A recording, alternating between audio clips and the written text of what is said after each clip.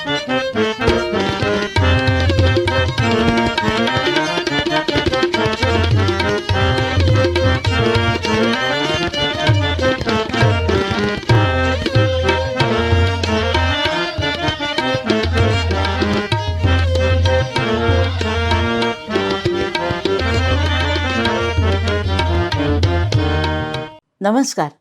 मी शुभदा दादरकर आपणा सर्व रसिकांचं मनःपूर्वक स्वागत करते.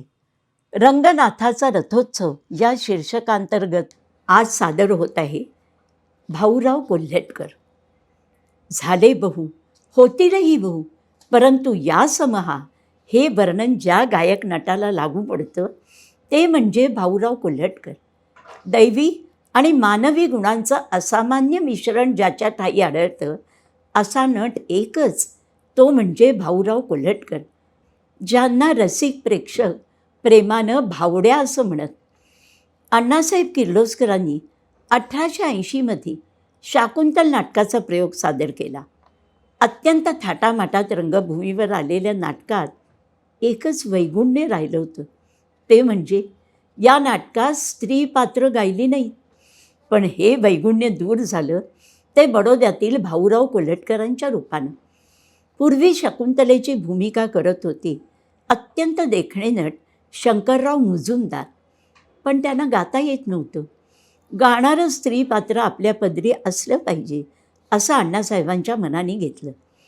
पात्र असं हवं होतं की जे गाईल चांगलं आणि स्त्री भूमिकेत दिसेलही शोभून. चांगल्या आवाजाचा देखणा मुलगा त्यांना हवा होता.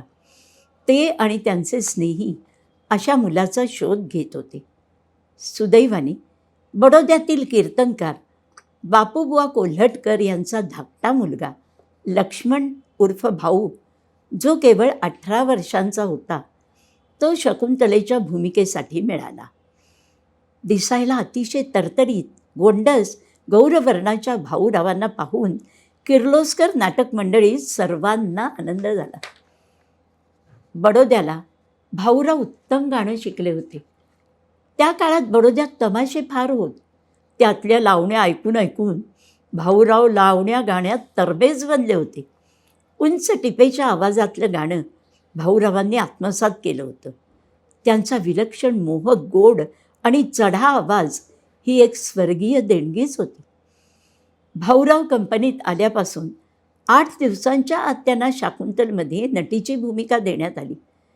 नटीच्या शालीन वेशात भाऊराव रंगभूमीवर आले आणि मूर्तिमंत सौंदर्य आपल्यासमोर चालत येत आहे असाच भास प्रेक्षकांना झाला.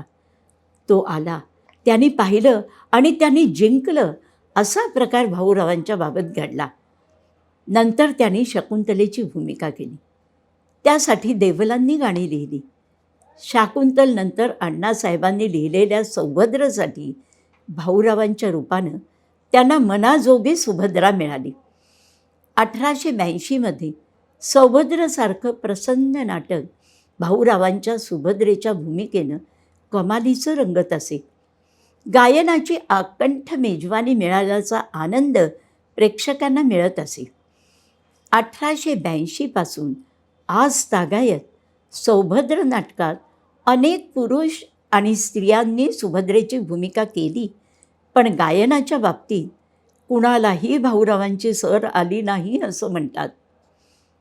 एकदा असं झालं, किर्लोस्कर नाटक मंडळीच्या बिऱ्हाडी भर पंक्तीत भाऊरावांना अपमानास्पद वागणूक मिळाली आणि त्यांनी तिथल्या तिथे प्रतिज्ञा केली, आता भाऊचा भाऊराव होऊन दाखवीन, तेव्हाच कंपनीत परत येईल. आणि तिरीमिरीत ते बडोद्याला निघून गेले. तिथेच एका गणपती उत्सवामध्ये भाऊरावांचं गाणं चालू असता योगायोगानं भास्करबुवा बखले बडोद्यातच होते. घरामध्ये त्यांच्या कानावर भाऊरावांचे स्वर पडले आणि इतकं सुंदर कोण गातंय ह्या उत्सुकतेनं प्रत्यक्ष पाहण्यासाठी ते सभामंडपात पोचले. पाहतात तो काय, हा तर आपला भावड्या. आणि मग त्यांनी आपल्या अंगावरची शाल रंगमंचावर जाऊन भावड्याच्या अंगावर पांघरली आणि म्हणाले, आजपासून तू खरोखरच भाऊराव झालास. असं म्हणून त्यांनी भाऊरावांना सन्मानाने किर्लोस्कर नाटक मंडळीत आणलं. किर्लोस्करची स्थापना केल्यावर अवघ्या 5 वर्षात अण्णासाहेबांचं निधन झालं. पण त्यांच्या पश्चात भाऊरावांनी किर्लोस्कर नाटक मंडळीची परंपरा चालू ठेवली. किर्लोस्करतर्फे त्यांनी सादर केलेल्या देवलांच्या शापसंभ्रम नाटकातील पुंडलिकाची आणि मृच्छकटिक नाटकातील चारुदत्ताची धीरगंभीर अशी भूमिकाही प्रेक्षकांना भावली. स्वच्छ शब्दोच्चार, पल्लेदार आवाज, लवचिक दाणेदार तान आणि रसानुकूल गायन यामुळे अर्थसौंदर्य आणि स्वरसौंदर्य यांचा लाभ त्यांच्या गायनाने होत असे. 17 मार्च 1900 या दिवशी पुण्यामध्ये त्यांनी केलेली शारदा नाटकातली कोदंडाची भूमिका त्यांच्या आयुष्यातली अखेरची भूमिका ठरली. 1901 साली भाऊरावांच्या निधनानंतर त्या काळातील निर्भीड पत्रकार आणि प्रतिभावंत साहित्यकार शि. म. परांजपे यांनी त्यांच्यावर लिहिलेल्या मृत्यूलेखात लास्ट ऑफ द रोमन्स अशा शब्दात त्यांचं यथार्थ वर्णन केलं आहे. धन्यवाद.